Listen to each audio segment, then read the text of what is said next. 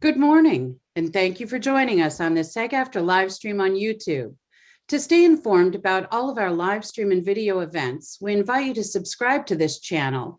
You can go ahead and do that right now, and you'll also find dozens of videos on educational and informational topics important and valuable to SAG-AFTRA members. Today, we present the President's Task Force on Education Outreach and Engagement live stream, Audiobooks, Expanding Opportunities for Actors. The presentation will begin momentarily. If you have questions that you'd like to direct to today's guests, please email pteoe@sagaftra.org. That's pteoe@sagaftra.org. As a reminder, today's program is being recorded and you can watch the replay right here on SAG-AFTRA's YouTube channel, along with more great content. Now, please give a warm welcome to today's host, SAG-AFTRA President, Gabrielle Carteris. Thank you, Pamela. Thank you, everybody, for being here. I hope that you're doing well, that you had a good weekend, that you're staying healthy. This is actually a very special panel for us today. It is Audiobooks Expanding Opportunities for Actors, as Pamela said. We're doing this in partnership with Penguin Random House. And this event today is going to be an in-depth discussion about audiobook production with a panel of esteemed industry veterans. The panelists, 5 of whom are narrators themselves and SAG-AFTRA members, are going to talk about the growing opportunities for actors within the audiobook publishing and the ongoing need to increase inclusivity and representation in narrator casting. Very important topics, very important piece of work that we can all be a part of. I'm always excited about our panels, and I know that this is going to be a really, really, really good one. Before we go any further, though, I would like to take a moment to say hello to SAG-AFTRA Executive Vice President, Rebecca Damon. Hi, Rebecca. Hi, Gabrielle. Hey, thanks for being here. All right, so today's moderator is Ron Butler, who himself is an audiobook narrator. Ron is an LA-based actor with over 100 film, theater, and television credits, most notably as a regular on True Jackson VP, and an IFP award winner for his work in the HBO film Everyday People.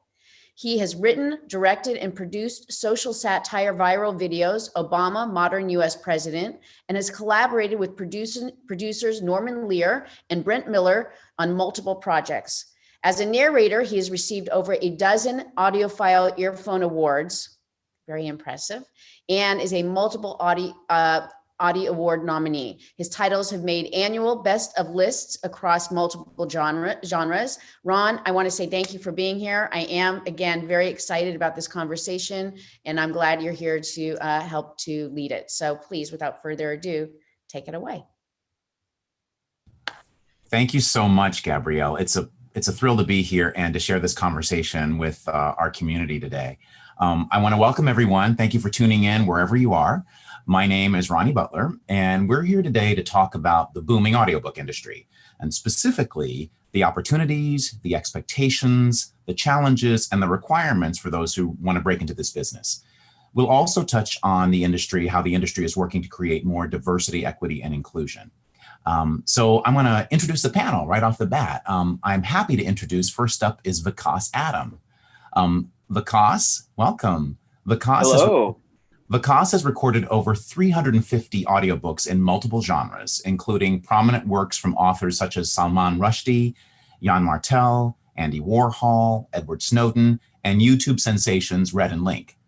Vikas has won the Audie Award, a Sovis Award, several Earphones Awards, and has the distinction of being an inaugural inductee into the Audible Narrator Hall of Fame. When not recording, he's adjunct faculty in the UCLA School of Theater. Thank you for being here today, Vikas. Thank you for having. Next up is Kyla Garcia. Kyla is a Tiano artivist, an organizer who combines art and activism to empower the community. She has narrated over 220 audiobooks and believes stories are medicine. Kyla is an 11-time Audiophile Earphones Award winner, Sovis winner, ALA honor recipient, and 2-time Audie nominee. When Kyla isn't telling the stories to uplift the world and help folks unlearn, she's on the streets fighting for anti-racism, educating and organizing for the nonprofit she helped build called At the Valley of Change. Her most recent film, The Exchange, is currently streaming on Amazon Prime. Welcome, Kyla, and congrats on the film. That's awesome. Thank you. Next up, we have January LaVoy. January is a stage, television, and voice actor based in Atlanta. She has worked extensively off-Broadway and in regional theaters, and is best known for her role as Noelle Ortiz on the long-running ABC soap opera, One Life to Live. She has won dozens of awards for audiobook narration, including 7 Audie Awards and AudioFile magazine's prestigious Golden Voice. She's a full-time faculty member in the Department of Theater Studies at Emory University and a proud member of Actors Equity and SAG-AFTRA. Welcome, January. It's nice to see you. Hi. I'd also like to welcome Emily Zeller. Now, Emily was named a Golden Voice and Best Voice of 2019, 2018, 2015, and 2013 by AudioFile magazine. She has garnered many awards in her voiceover career, including an Audie Award, Best Female Narrator from the Independent Audio Award, Best Female Narrator from the Independent Audiobook Awards, multiple Silvis Awards, and almost 24 Earphone Awards. Her voice has also been heard in video games, most recently as Pan Am in Cyberpunk 2077 and in The Last of Us Part 2, and dubbing for dozens of anime series. She most recently appeared as Dr. Aphra in the Star Wars audio drama and as the narrator in Passable in Pink. Welcome, Emily Zeller. Hi, happy to be here. And last but not least, Dan Zitt is Senior Vice President of Content Production for Penguin Random House Audio US, and has spent his entire 25-year career in the audiobook industry. Dan has been the creative catalyst for over 2,000 audio productions, collaborating with best-selling authors, notable celebrities, and award-winning narrators. 20 of his recordings have been nominated for Grammy Awards, with former President Bill Clinton's autobiography, My Life, Carrie Fisher's The Princess Diarist, and Michelle Obama's memoir, Becoming, all winning the award for Best Spoken Word Album. He is also the creator of ahabtalent.com, a casting website launched in 2015, and currently leads a bi-coastal production team that produces more than 1,700 audiobooks a year. Dan, we are very happy to have you here. Thank you for joining us today. Thank you, Ronnie. It's so great to be here with everyone.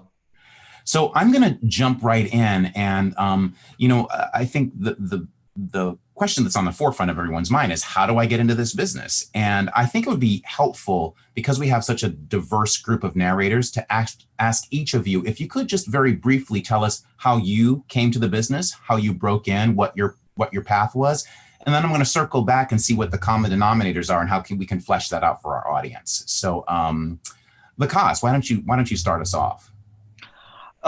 Thank you. Pretty simply, I went to an audition that Audible was having. They had a workshop for anyone interested in doing audiobooks. This was in 2012. I went to the workshop, did the audition. They asked me, can you do an Indian accent? Because I had it on my resume. Mm-hmm. Can you do the sides that we gave you in an Indian accent? I did it, and right place at the right time. They needed someone who could do Indian accents. And so 3 weeks later, I had a book, and it started from there. Awesome. Emily, how about you? I had just moved back to the United States after having lived in Hong Kong, and I was doing the majority of the dubbing work that I've done there. So I had some experience, was looking for voiceover work, saw an audition from what was then BBC Audiobooks America. They don't exist anymore, but created a demo, submitted a demo, and didn't hear for 6 months. But when they called me back, they had me live audition. They asked if I could speak Chinese. I said yes. And they gave me a book that was a murder mystery that was written by a Chinese British woman. And that was it. Awesome. How about you, Kyla? Hi. Hi. So one of my favorite parts about our community is the people. And that's how I got my start. A fellow narrator named Mandy Williams was on set with me for a print shoot, and I was reading aloud because it's very hard for me to be quiet and pose. So I was just reading aloud with this laptop in front of me, and she's like, I love how you read. Do you know that you could do that for a living? And I was like, really? And she referred me to the great Bob Dion, who I got to audition for and work with for several years before he passed. So I got my start with Dion Audio through Mandy Williams. Wow. My story is similar. Another actor introduced me to a producer. That's how it happened. Yeah. How about you, January? Yeah, I came to audiobooks through theater. I was doing a play off Broadway, and some of my castmates were with an agency that repped voice actors, and they came to see the play. I had never done voice work, and I had no demo. And we just met afterwards at the bar and said hi. And they said, "Well, you think you're a really good actor? Do you do voiceover?" And I said, "No, but I'd love to." And they started freelancing with me. I did some commercial work for a couple of years, and then they sent me out on my first audiobook audition, which was for Penguin at the time. And I booked it, and that's how it started. And here you are. Here we are. Yeah. Yeah. So there's a couple of themes here. You know, people that have been introduced by other people that come from theater backgrounds, people that have an extensive voiceover background. If you had to tell somebody today, you know, somebody in our audience today, the best steps they could take to pursue this work, what would you say? What would be your advice? And Dan, you can jump in here. I'm going to jump in with the most obvious thing, but we talk about it all the time. The first thing I would do if you want to break into the audiobook industry is to start listening to audiobooks. You have a panel here of just extraordinary voices and people that have done some really tremendous work. I think listening and understanding the medium is the first thing you can do as a voice actor when you want to enter into recording books. Yeah, I would add to that in listening, listen for what you like, and don't think that you have to become something else. That's I think a very common thing for new people in the industry, that they want to imitate someone else's sound. And I'm sure everybody here would say, you know, we got here because we developed and worked on our sound. We got to know our voice and the material we enjoyed and could support and bring to life. So just right off the bat, not to think that there's a sound. That's also part of our, inclusivity, equity, and diversity work. That what you bring is important and unique, and that's what you should be invested in from the very beginning. Yeah, because everybody is a different kind of storyteller, right? And that storytelling that's unique to you is what the world wants to hear. They want to hear your uniqueness. Yes, Vikas. Purely technical. Stick yourself in a chair, in a closet, or in a tight enclosed space with a piece of material that you like, and read it out loud for about, I'd say 30 minutes, maybe even an hour. And see how you feel. See if you like it. See if you're tired, but also if you're tired, I can't wait to continue moving on and doing this again. Or on the flip side, if you're going, this was torture.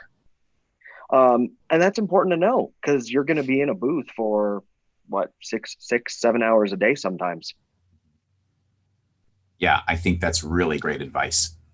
Kyla, did you have your hand up? Yeah, jumping off of what Vikas in January said with authenticity and practice, don't think about what everybody else is going to like, right? If you go to a barbecue, you're not like, let me make what everybody else likes. You make the thing you make. If you're good at making pie, you make that and you bring that. So when you're working on your first sample and practicing, choose content that you really love. So the first thing I ever worked on as my sample was the original Little Mermaid by Hans Christian Andersen, because it brings me joy. And there were character voices in there, and it just brought me joy. So I'm like, that's the thing I do. That's what I'm going to share. So start with that. I really love what January said about not trying to be anyone else. What lights you up? What kind of stories bring you alive? Because that's what they want to hear. Yeah, absolutely. The other thing that I would say is you don't necessarily have to sign up for some long voiceover course. You may choose to, but at least have one session of coaching or something with somebody just to check in and check out your technical skills in the particular industry or as it relates to audiobooks. And then go forth, make your demo. If you've gotten the Check Plus, they may tell you you're ready to go, like go and do it. Or they may say, hey, you need a little bit more training. So yeah, check in. Yeah. So a couple of you mentioned, understanding your own style, being aware of that, testing and going into that closet and reading for half an hour, making sure you actually can enjoy the work and that you might enjoy the work. Okay, let's say you pass those tests yourself. A couple of you mentioned, oh, then I chose this material for my demo. Let's talk about that. What is that demo? What does that mean? How is it different in this subsection of entertainment, voice entertainment, than it is from others? Anybody want to take that? Because that's a tool. It's a tool we need, right, to market ourselves. Yeah. Generally speaking, within voiceover, audiobook demos are between 3 to 5 minutes.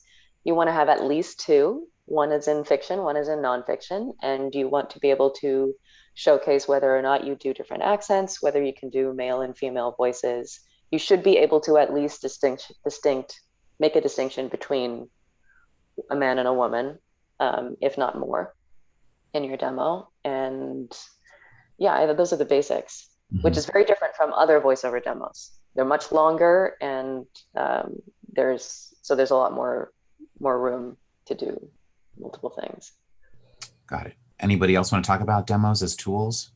I would also add to that, I talk about this a lot, but I think when people think of audiobooks, sometimes they think of, big characters and, oh, this book has 35 characters and I want to be able to do all these different voices and it's really exciting. And it's one of the things I think actors love about performing audiobooks, because you get to play all the characters. It's not just one character on stage or on screen. But really pay attention to the narrative. That is the glue that holds together every story.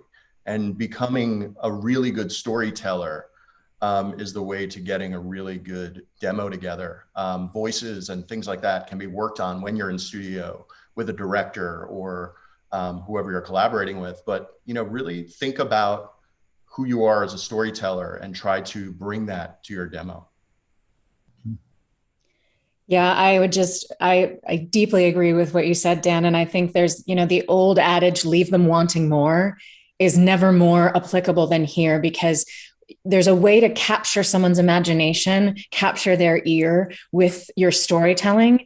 And that, to me, more so than maybe all the technical tricks, that yes, you should establish that you have range, but you don't need to try to show them the entire color wheel, because what they really want is to know that you have some skill that then they can apply to all these different books that they're casting and all these different genres and all these different things that they need. So it's just really important to be able to think. I always think in terms of like setting a trap, or like fishing and reeling them in with the sample, as opposed to these are all the things I can do, kind of billboarding it, if that makes sense. Sure. And to jump off of that too, when you're picking your sides, your 3 to 5 minutes, even though you're picking a tiny little section of a book, see if that little tiny section has a beginning, a middle, and an end just by itself. So that goes back to what January was saying about leave them wanting more. If you have this ending and it's kind of complete, then they're gonna feel there's a satiation that occurs when you hear that. I would also. Oh no, go ahead, Kyla. Finish your thought, Ronnie. I don't want you to lose it. Finish it. No, I was just gonna say that's you're trying to show them, even in that 3 to 5 minutes, that you're a storyteller, right? You know how to begin it, you know how to carry them, and you know how to button it, you know how to end it, right? Go ahead, Kyla. I'm sorry.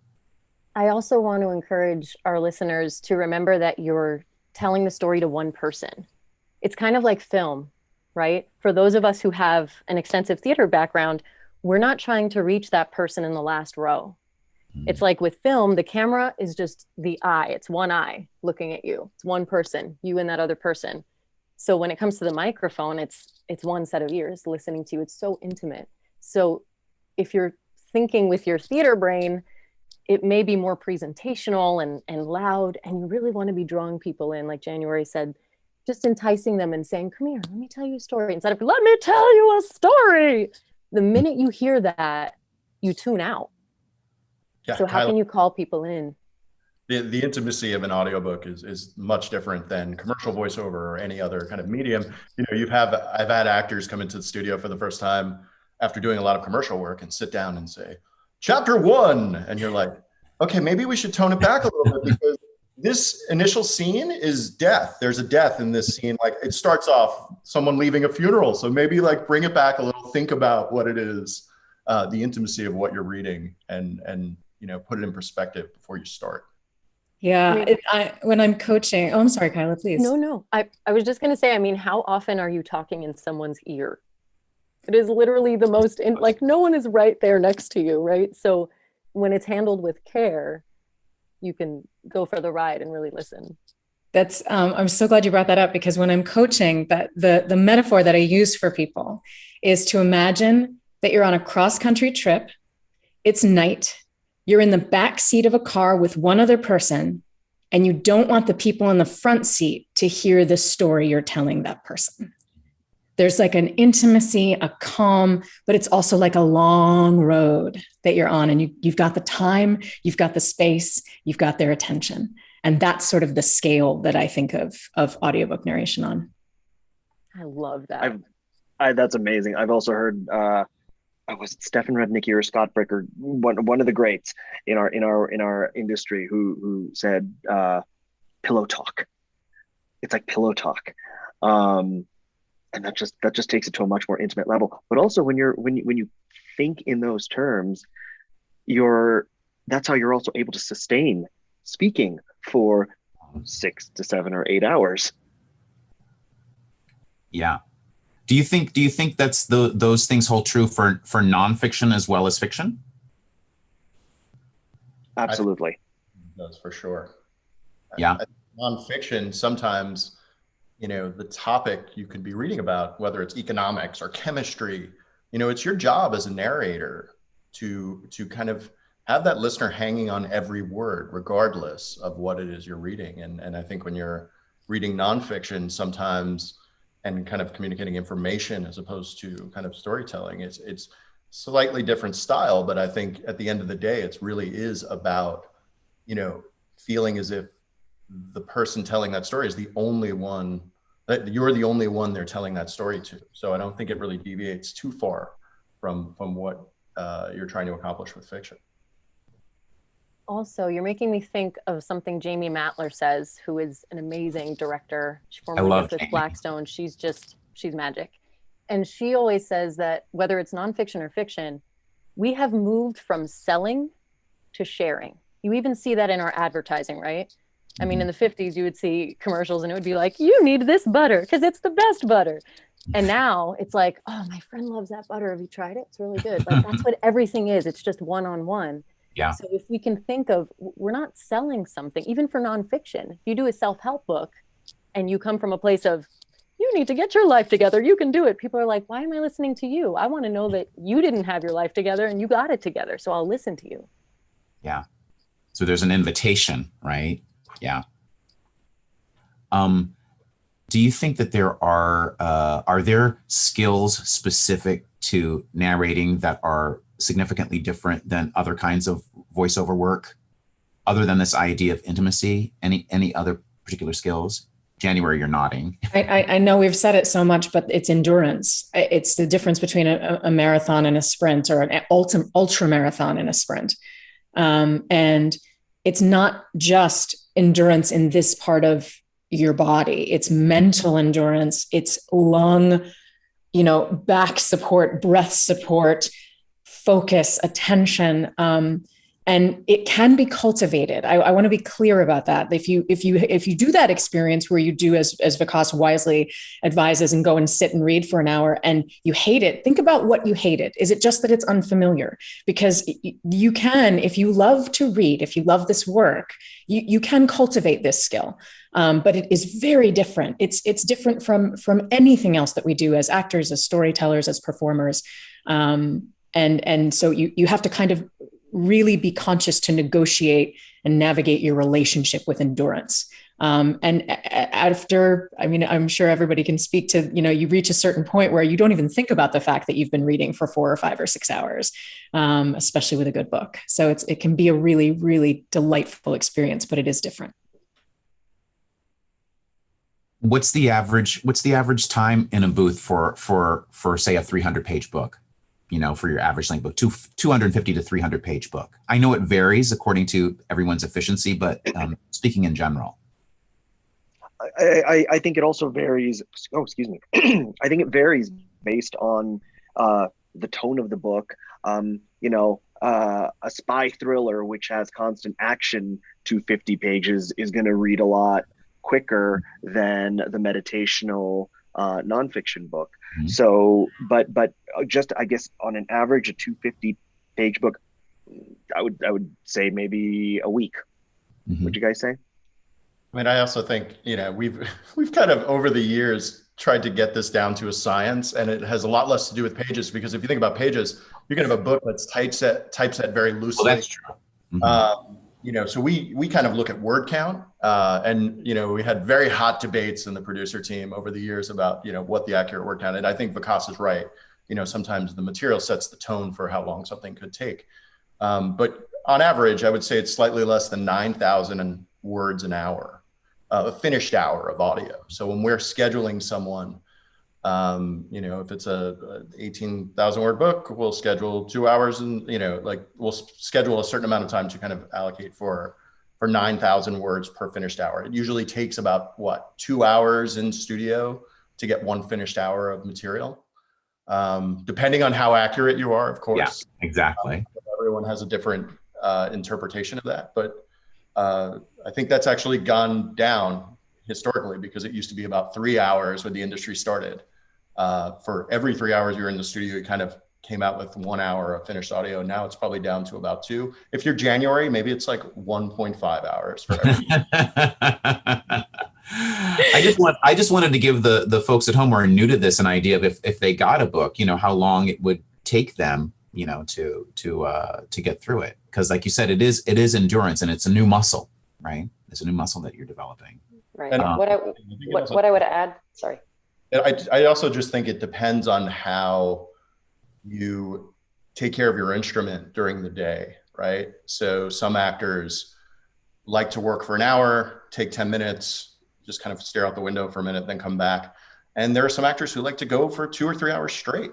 And I think you really have to listen to your body. I think that's important. Yeah. What I was going to add is that being in studio is not necessarily something that we can do right now. And as far as the industry goes broadly, not a lot of work is happening in studios. So a lot of it is happening from home studios, and a home studio energy, time, energy, focus, all of that stuff is very different from when you're in studio. You have to manage more when you're working from home.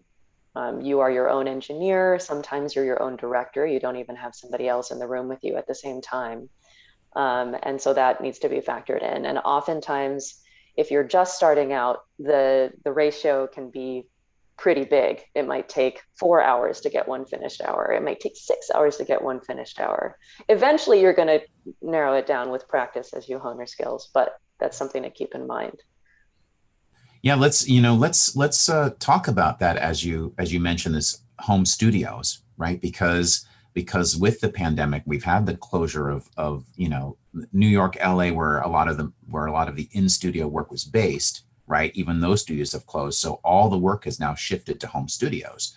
So besides, as Emily mentioned, you need discipline as a thing. Just because you're your own boss, you've got to push your own work through. But let's talk about the home studio and what kind of requirements there are in a home studio and what kind of sound you're looking for. Dan, can you lead us off with that? And then we'll just sort of all jump in. Sure. I mean, the pandemic, I think, hit Penguin Random House pretty hard, at least initially, in the idea that, our model is built so differently from a lot of other publishers who do work in the home studio model. We have 14 studios, 10 in LA and 4 in New York. But we also have always kind of taken the approach with casting that, we want the most appropriate voices for our books, no matter where they are. So if you were out of town and you were the most appropriate person for that book, we would work at a studio out of town. In terms of home studios generally, and I think as soon as the pandemic hit, everyone said, oh my God, I have to buy a microphone immediately, find a small, quiet space in my home to actually build a studio. I think, look, everyone's home is different. And, there's no kind of cookie cutter approach to building a studio in your home, whether it's with the gear you're buying or going out and buying a $10,000 booth, which don't go out and do that right away if you're trying to break into the industry.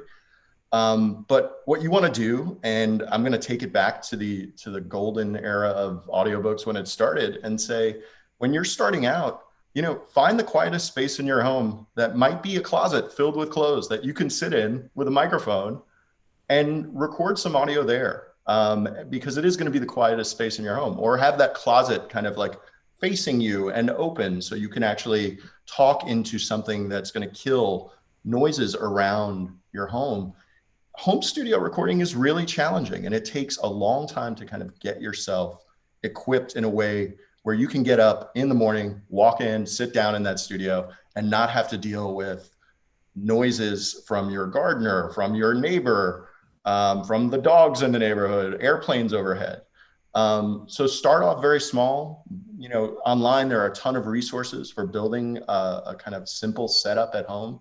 If you want to start auditioning for books and recording audio samples for your profile somewhere. But start off small and then reach out to the narrator community and people that have home studios, and they'll help kind of walk you through it. And as you develop, then start talking to engineers and people who are really in the know about building home studios. Mm-hmm. Yeah, I would Kyla. also say that a skill that needs to be cultivated while working from home is patience with yourself and with your surroundings. I was thinking of you all last night. I had a 2-hour, maybe 3-hour technical delay because of the winds. So Wi-Fi wasn't working and Source Connect wasn't working, and we kept dropping the connection. And every time it happened, I was like, okay, all right, let's keep going. We can figure this out. And then there was a motorcycle rally apparently happening outside my house again and again. When we finally got going, it was just motorcycles and planes. And I was like, okay, this is okay. Let's keep going. And then you actually start narrating and suddenly you're flubbing. And it's like, wait, but it's quiet. And now I don't know how to speak. But every time this happened, I was just laughing with my engineer. I was like, what can we do? We just got to laugh, right? Because otherwise you can get so in your head, like, oh no, now I'm getting this wrong. And then you get down on yourself, and then you get mad at the people on the motorcycles and you're like, why are you riding it? Instead of like, I hope you're safe out there.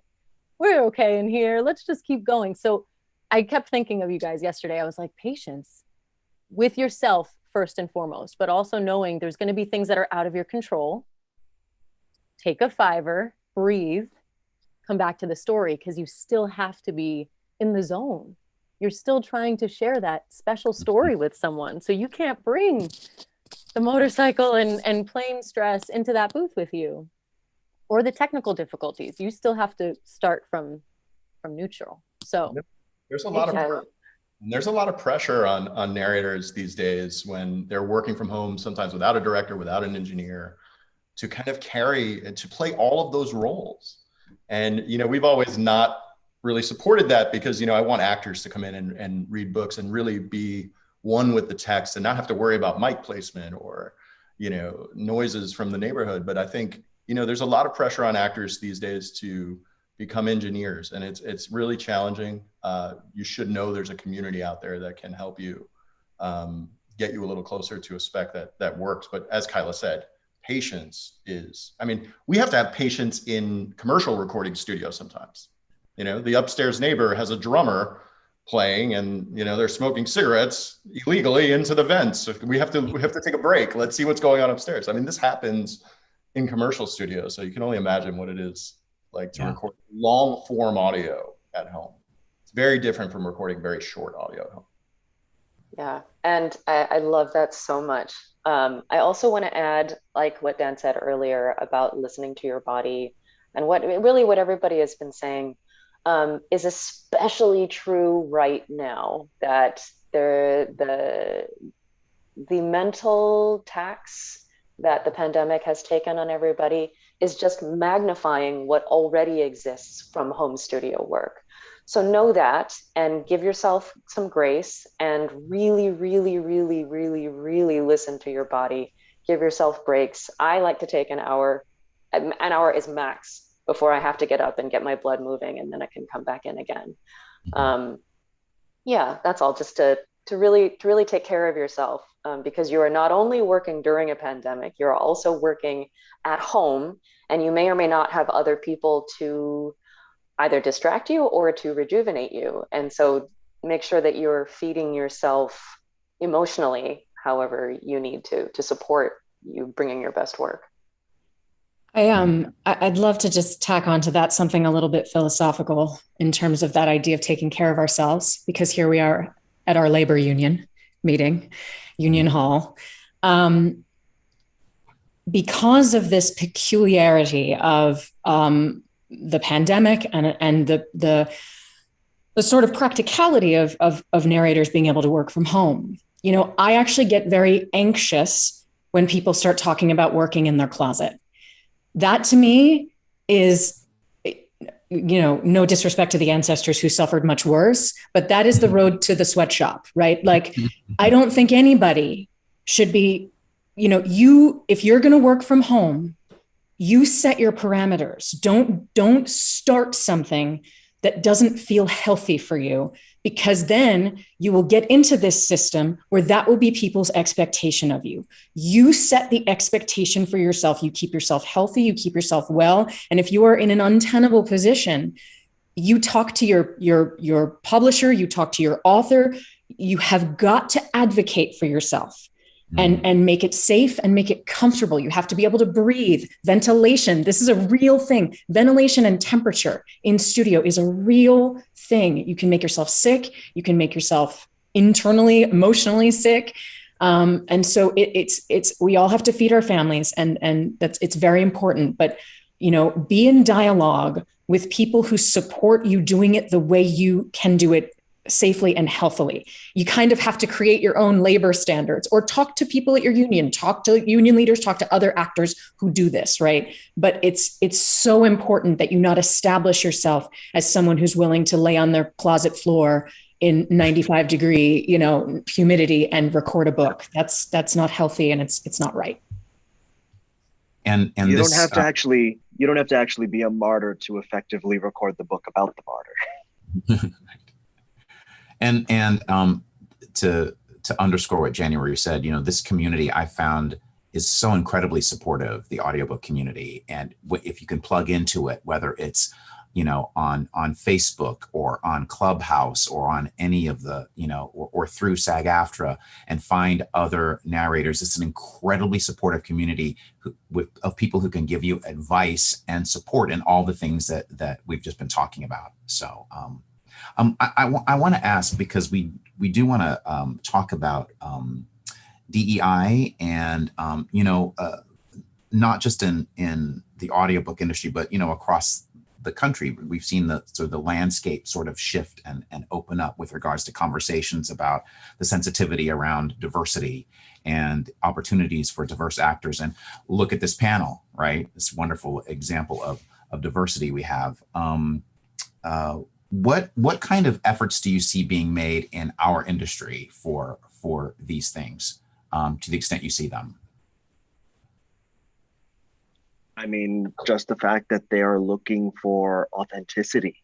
I mean, one of the reasons that I love the audiobook industry and I love voiceover in general is because, as someone of South Asian descent, my father is from Punjab, from New Delhi. My mom is from Mumbai, and she's Parsi Zoroastrian. Yet I, as an actor, was still have a very difficult time getting in front of the camera, because I am not considered to be getting into the audition room, because I'm not considered what's South Asian traditionally. So the fact that I, as a South Asian actor, can be my authentic self, and bring that to these books and pronounce words and names correctly. And the fact that the industry now is so open. If I say the Himalaya mountains, the Himalayan mountains versus the anglicized Himalayan mountains, there's no pushback, there's an understanding. And that for me has been incredible. And I get a little choked up whenever I speak about that, because it's been an ongoing uphill battle all my life to hear the anglicized versus the authentic, and to be included in that conversation and to be looked to for that, in those cases. I mean, Ronnie, I can touch on, just from the publisher standpoint. I mean, obviously, sure, please. Only outside of the work you and I have done on a DEI council for the APA, I think just from the book publishing side, because it starts with books, right? And book publishers generally, are taking stock about what books they're buying and promoting and spending actual money on and time. And that's very important, and keeping, yourself and your colleagues and your company and your team accountable to DEI efforts is really important. I mean, I say this all the time. DEI is a conversation where you have to be relentless about. This is not a single conversation. Everything is built around, this conversation is just, one part of it. We're using a platform that we built with, Penguin Random House Audio and SAG-AFTRA, which is an enormous organization, to have a dialogue, build a dialogue about diversity, equity, and inclusion. And that's an important way to start these kind of conversations and where the industry is going. We're building a foundation for kind of institutional change and systemic change long term. So you have to use your platform to build dialogue about diversity, equity, inclusion, including actors' platforms. But I think on the publishing side, as it relates to DEI, you have to think about and what I see is a shift in kind of hiring practices, both internally and kind of surfacing candidates for your teams that represent different cultures, different backgrounds. And that's really important. But also externally, who are my directors as an audio publisher? Who are the editors and engineers and quality control people behind the scenes who are working on these books? I think giving more opportunity to the entire community is just really important. And then most importantly, as we're talking a lot about casting here, creating systemic change in how you approach casting. And I love what Vikas said about, authenticity. I feel like the industry's done a reasonably good job at representing, authenticity in some of the casting they've done. But, there's work to be done about kind of the larger scope of books that you're publishing. I think I said when I was asked in the New York Times at some point, no longer do we have to hire, a white narrator to read a book written by a white author. And I think traditionally in the audiobook industry, that's kind of happened. So how do you kind of institute change in your casting process and be relentless about it is, you need to surface BIPOC candidates in every casting exchange you have with your authors, with stakeholders every time. And you have to keep people accountable. And I think, it starts with the people, and I know January and I, we've talked a lot about this, but it starts with the people that are making casting decisions and putting people in a position of power that can really think about these things in every single casting decision they're making. And Ronnie, you and I are on the APA DEI Council. We talk a lot about, we're creating a mentorship program for actors. And I think that's really important. And the APA's mentorship program is kind of peer-to-peer. And I think that's really great. Penguin Random House Audio is also starting a mentorship program that will be with the decision makers and actors, BIPOC actors, and trying to create more opportunities for BIPOC actors in this industry. And then finally, I think, from our standpoint, part of the reason that we built ahabtalent.com was to increase representation in this industry as a whole, and hopefully now crossing over into other genres of voiceover, and just giving opportunity to people who are not just in New York and in LA, who know people, kind of breaking that wall between like, how do I break into this industry? How do I audition? Because I think you guys can agree, auditioning is also working. You may not get every gig that you audition for, but if you're auditioning on Ahab or another voice platform, or for your agent or for a publisher, there are conversations that are had where you say, I'm going to keep this person in my back pocket, and maybe not right now, but I may have a book for them later. So I think the publishing industry as a whole still has a lot of work to do, but I think, we're moving in the right direction. And this right here, this conversation is kind of just a building block toward, okay, what's next? So we can actually change this industry from the inside out for the next 20, 30 years and beyond. Kyla, were you going to jump in? Yeah, I have multiple thoughts, and they say if you don't get them out in the first 10 seconds, you lose them. So you got to get them out for all of us. about auditioning, I had a teacher tell me once, as artists and actors, consider yourself a professional auditioner. And the only time you're not working is when you're employed. That's a great way to think of it. But about inclusion, there's a Hopi proverb that says, those who tell the stories rule the world. So our stories have been told by other people for a very long time. So we're at a very exciting moment because for the first time, we're telling our own stories, right? I have some numbers that I want to share. Right now, in children's books alone, 50% of the protagonists are white, 27% are animals, 10% are Black, 7% are Asian and Pacific Islander, 5% are Latino, 1% are Native. Also, every piece of media we have ever consumed in our entire lives, books, television, theater, film, have been written, directed, produced, and starring white men. Over 90% of every piece of media you've ever consumed.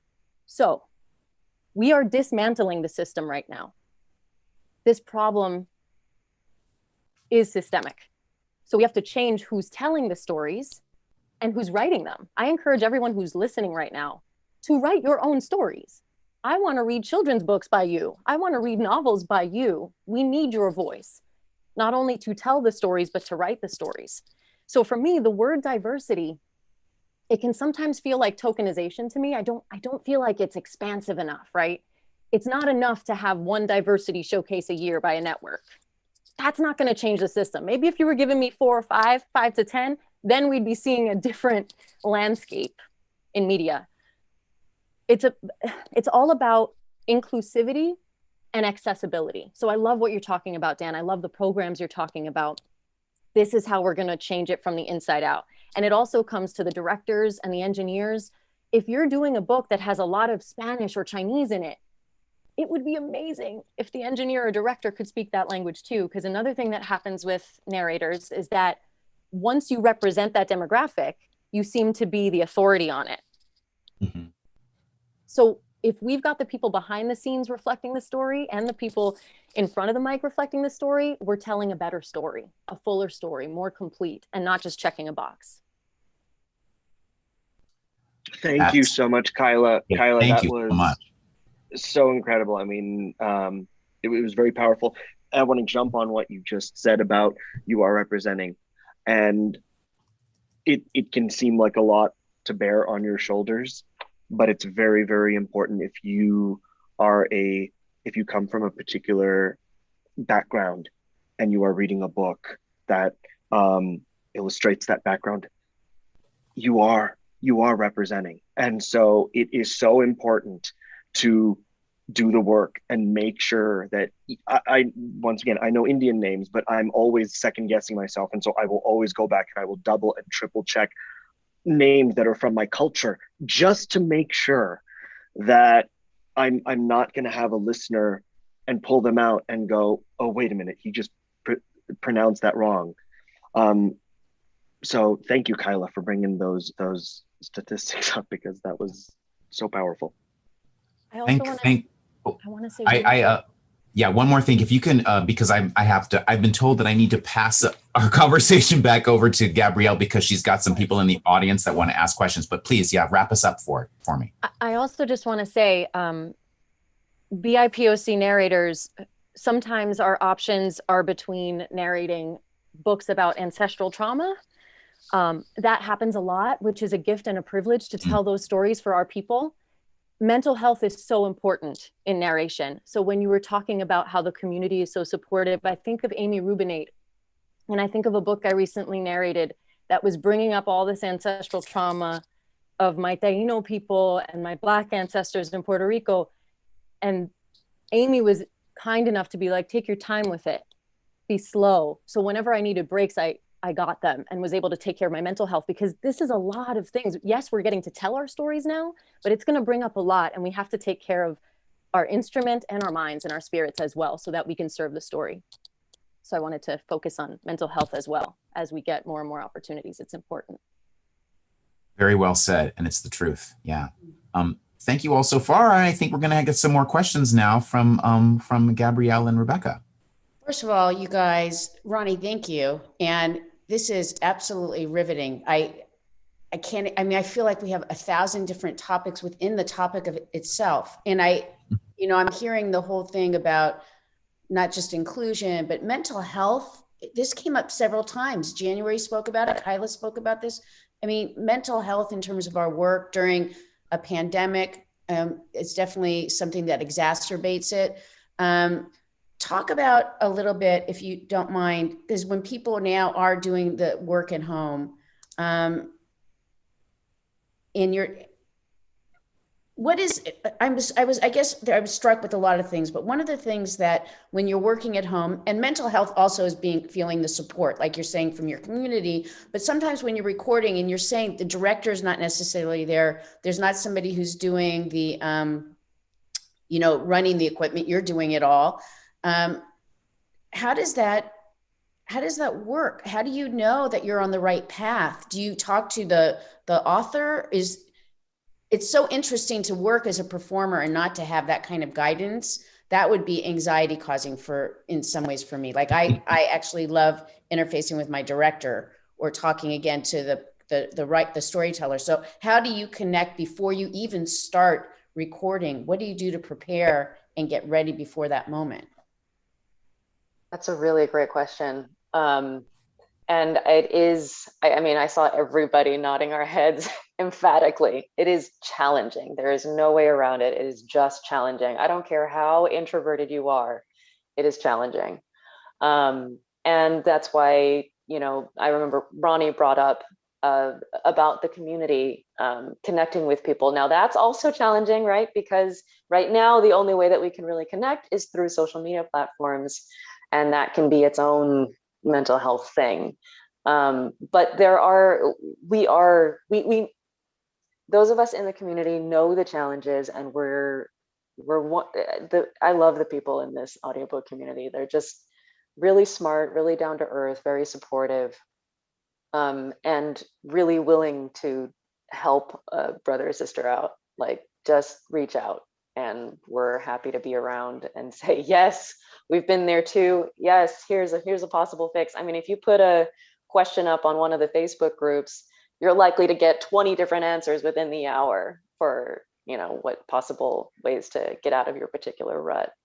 But yeah, the bottom line is that it is just challenging, which is why you have to really look at what your particular needs are for your particular situation, outside of the actual work of narrating audiobooks, to take care of yourself.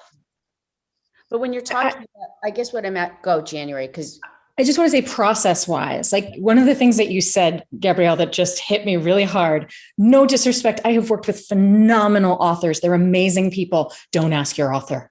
Oh. Do not ask your author, because you're putting yourself in a position where they could come back to you and say, I really like the way you did that line, but the other line, and you're talking about 90,000 words, right? So process-wise, our friend Sunil, another phenomenal narrator, I'm going to misquote him, but he said something once about you have to have the vulnerability and flexibility to do this work, but you also have to have some ego. You got to have some ego. You got to be willing to develop a process. For me, it's reading the book once, carefully notating the words I don't know, doubling back on I highlight my research, I underline my emphasis. You're going to develop a way of marking a script that works for you. And when you do that, you must be willing to rely on your instincts and your skill. And if you don't have those things, that's where you find a mentor. That's where you take a class. You do those things for yourself. But once you get into the booth, it is putting the car in drive and hitting the accelerator and occasionally the brake. But you have got to trust that the work that you are doing, it's really different than being on stage or behind the camera in that way, because it is you. And you've got to cultivate that.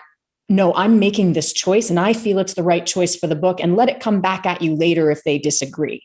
But that way, madness lies in this long form 2, 3, 4, 5 days of working on something by yourself. How do you, when you're talking about finding a coach, and I'm going to pass on to Rebecca, but I have to ask this question because I heard that's part of it. is how do you know if somebody's a good coach? How do you, I mean, again, it's such an individual thing. How do you know?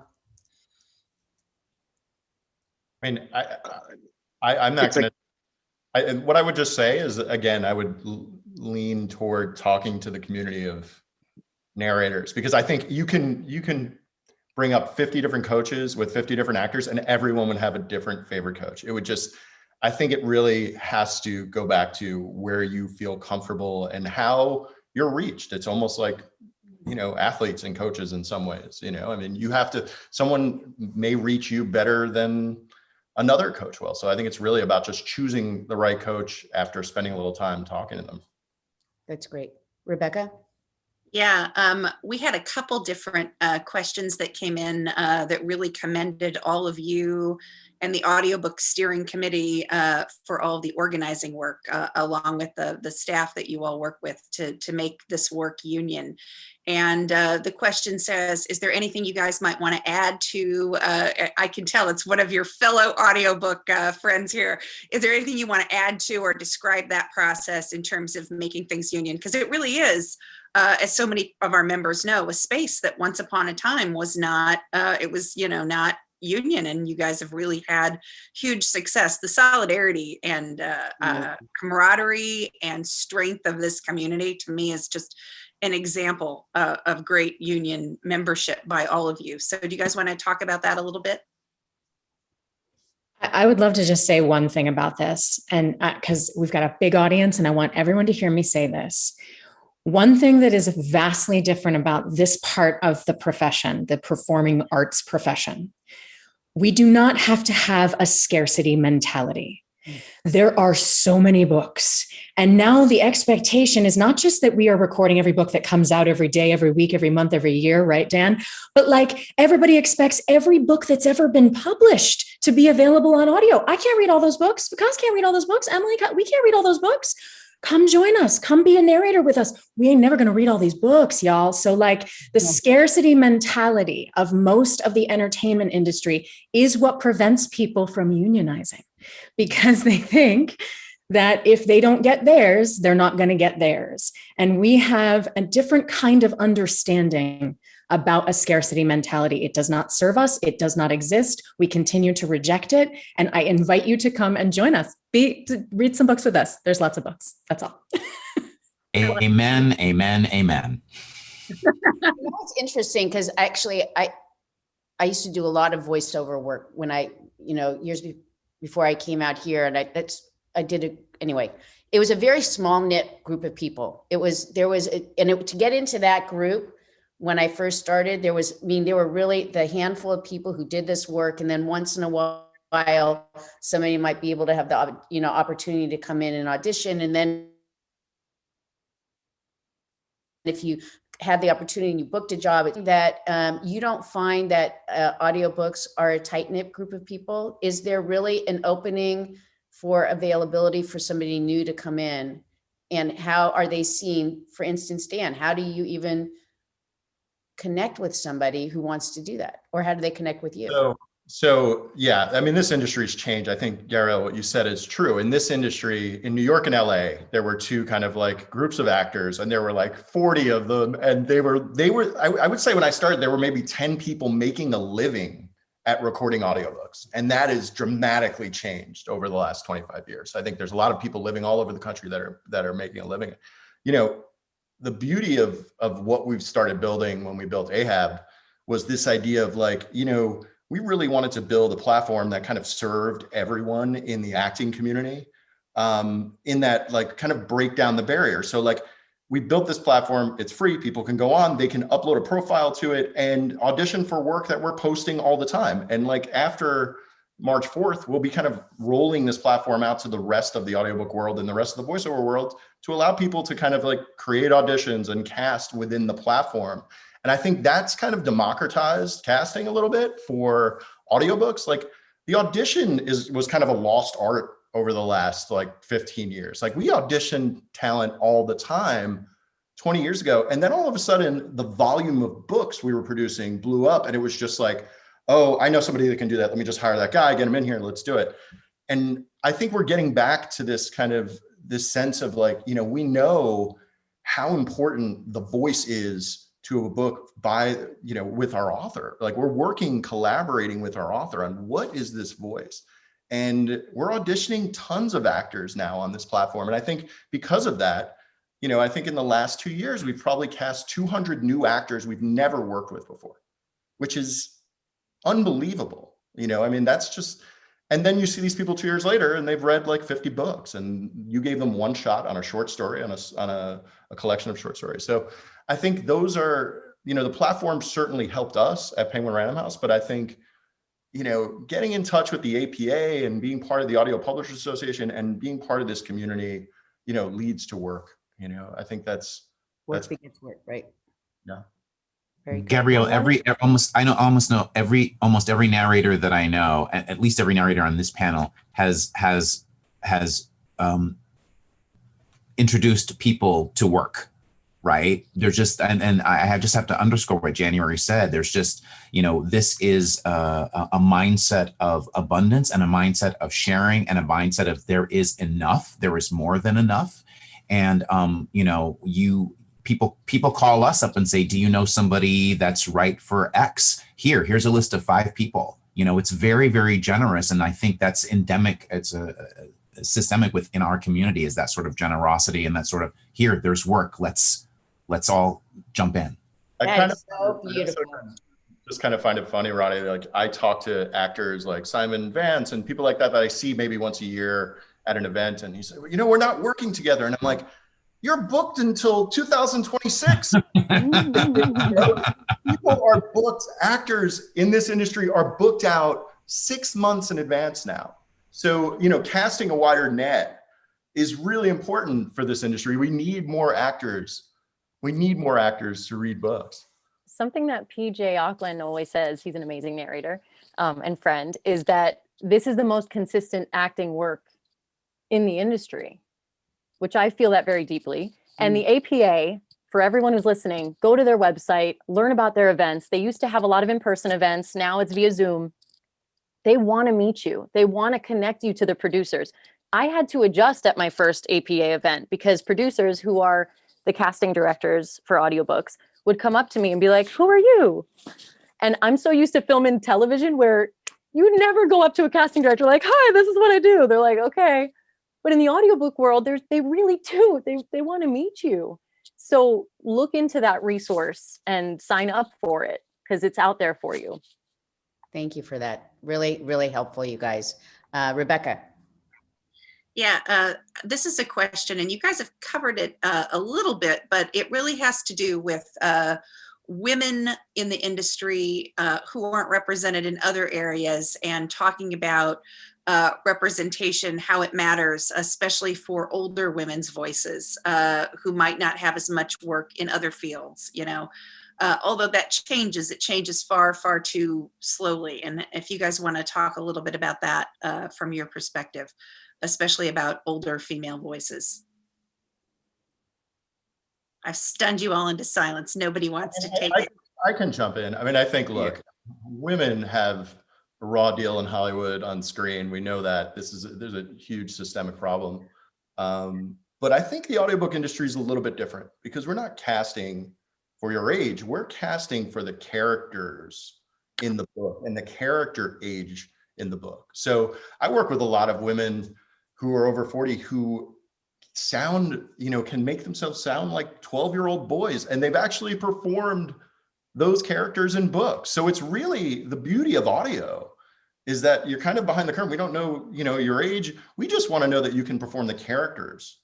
And I think, again, it goes back to, why we build our platform, this idea of just kind of like, I want to hear everything you have to offer as a narrator. I want to hear your entire portfolio. But I think, audiobook industry is slightly different. I'll kind of defer to some of the actors on the panel, but I do think our industry is slightly different because, it's not on screen. It's about what characters you can actually perform.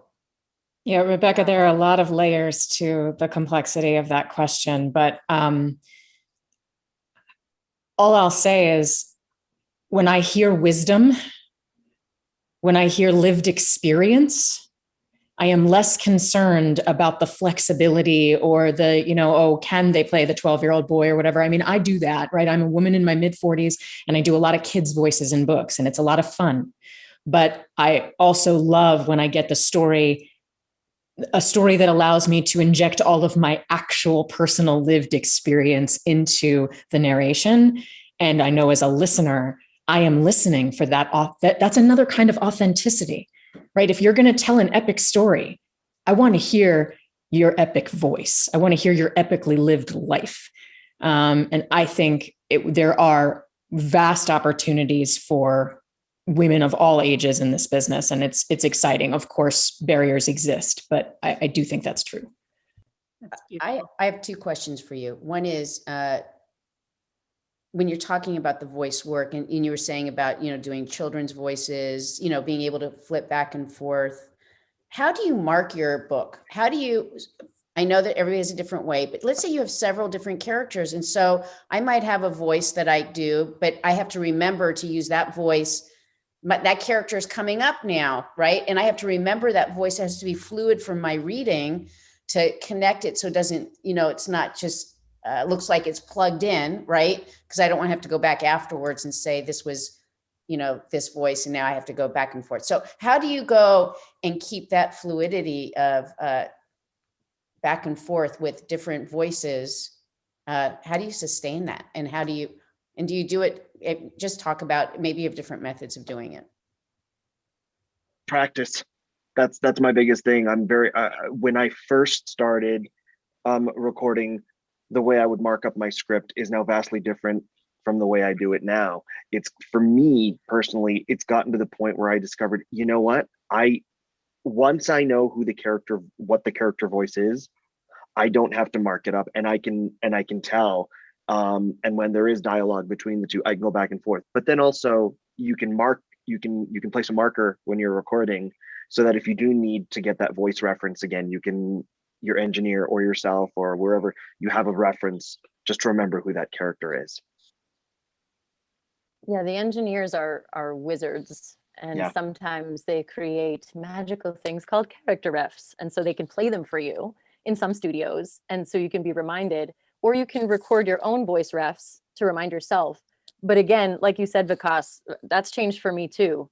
Now it's just, oh, that wasn't that person. Can we redo that? I know that didn't sound like them. Can we just do it again? Or that accent was off. Can we try it one more time? And until you find the rhythm of the character again. And when you're at home, because you're doing more work at home now because of the pandemic, and you're not always having an engineer, right? So there are certain techniques that may be like self-recording those references so that you could have it available to you. It's also, there's a way of doing, I'm incredibly visual. And so I actually can't mark my script a lot because I get distracted by notes.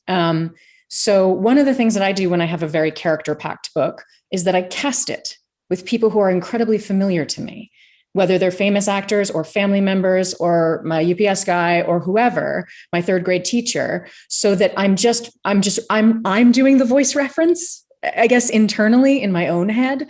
And so when if I do get lost or off track, I can think, oh, that's my uncle. And it's just there, as opposed to making it a sort of more, arduous or mathematical process. That feels very organic to me. And that's something that I've found I can rely on for that. It resonates for you. That's great.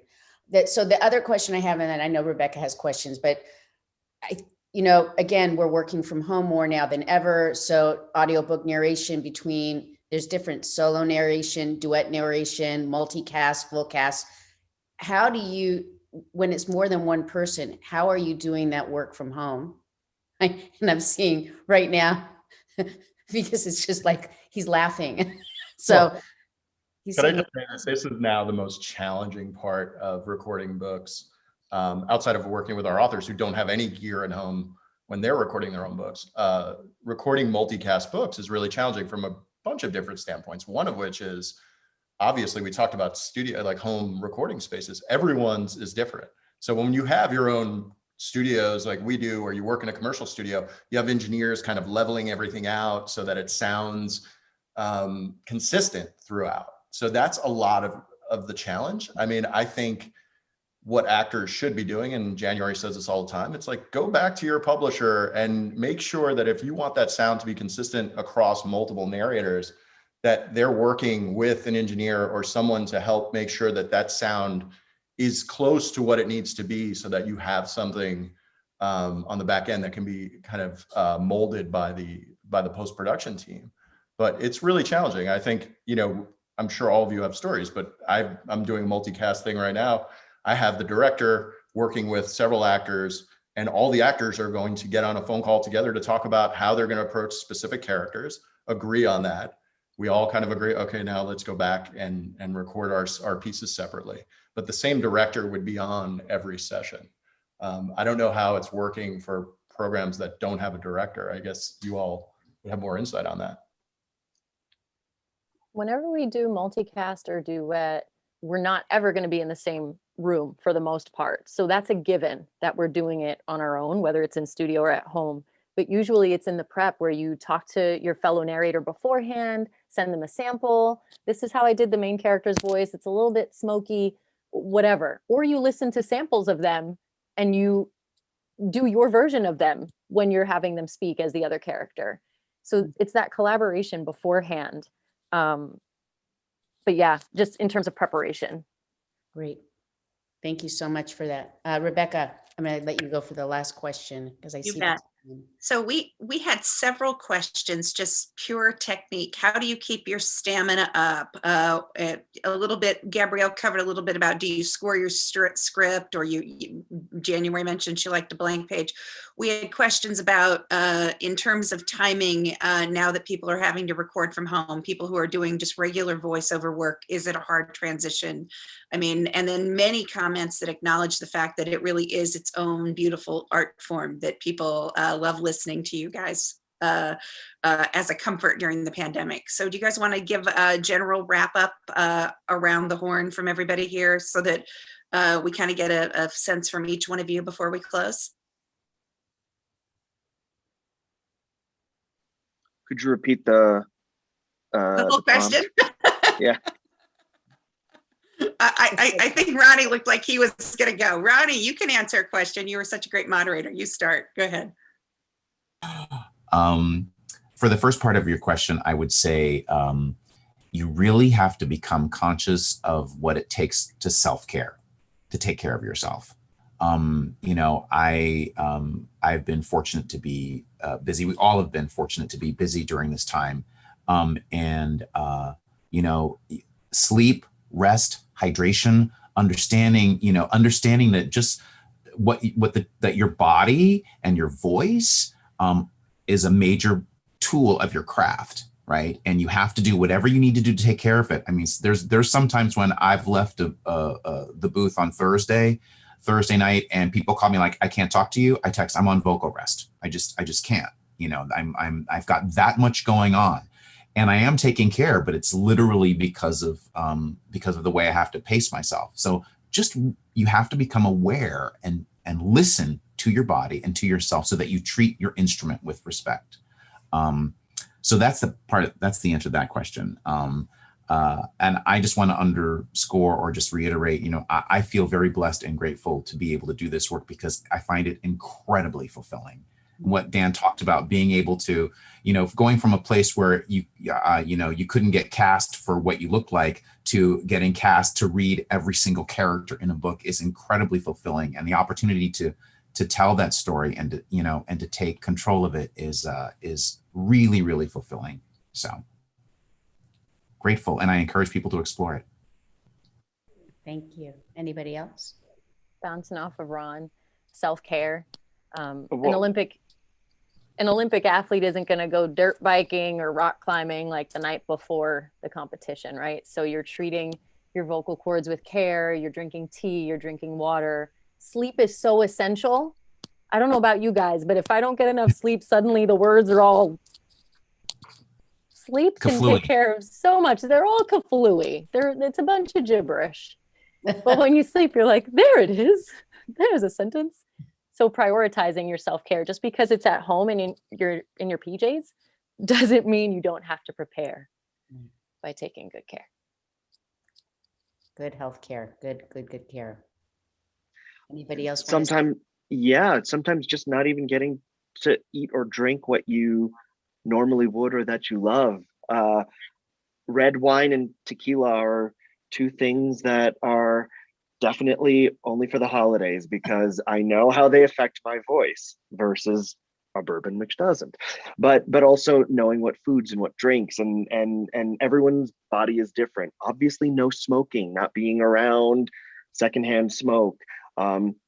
Exercise.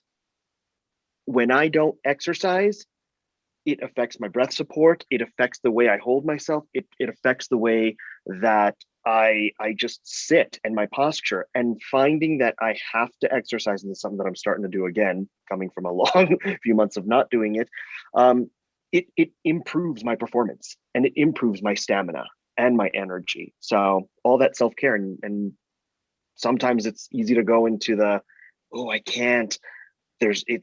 Whatever excuses we make. And I have to say to myself, yes, you can. This is part of the work.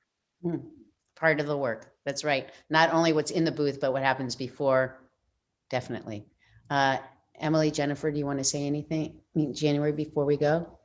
Yeah, I'll jump onto that. That you bring your A game. We always bring our A game, no matter what acting project we may have, right? But there is, as Kyla was saying, there's an intimacy that also is very naked about the voice. You can't really hide anything. So we do all of this work so that we can bring our absolute most authentic selves.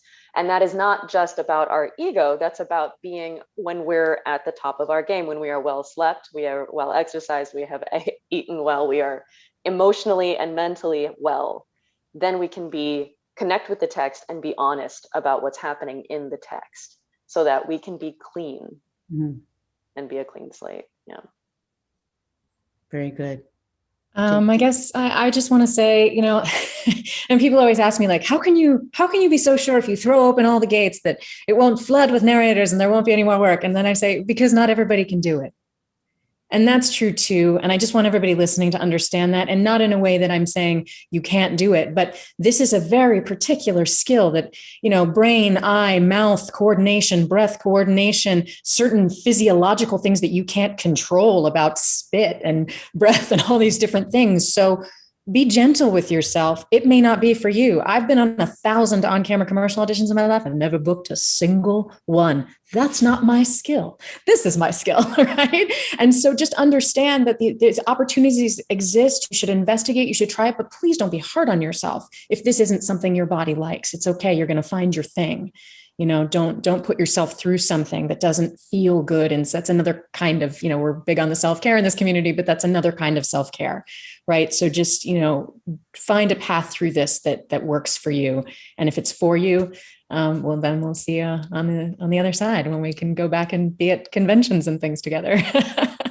I had to say, you guys, this has been a wonderful, wonderful conversation. And it's to listen to your voices. Oh, there's the Zoom call. I said every time when we do Zoom, there's going to be a Zoom situation. So sorry, everybody, for my phone. But what I want to say is that your voices actually are quite, even in hearing you speak, they're comforting. They actually make me feel like I'm being led through the journey of what it would be like. So thank you for doing this, sharing your journey, your stories, helping people to understand how, if they want to enter into this part of the work, there is a place and a way to do that. So I thank you all for joining us. It's really been a wonderful, wonderful discussion.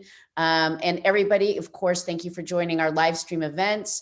That you were able to take the time out of your schedules to be here with us today. It was an exciting conversation, as you saw, and there were a lot of members who wanted to be able to listen in. So we're glad you were able to be with us.